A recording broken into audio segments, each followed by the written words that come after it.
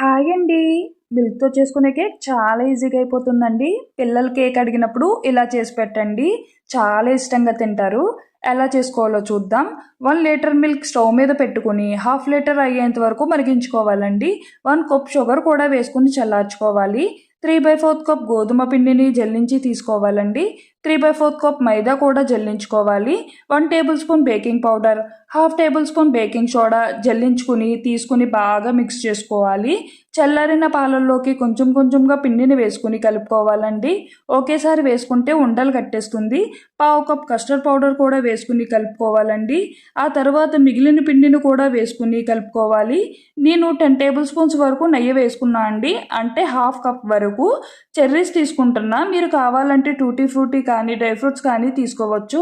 Oil రాసుకుని పిండిని రాసుకుని గిన్నెలోకి వేసుకుని స్టవ్ మీద 35 to 40 minutes ఉంచితే సరిపోతుంది.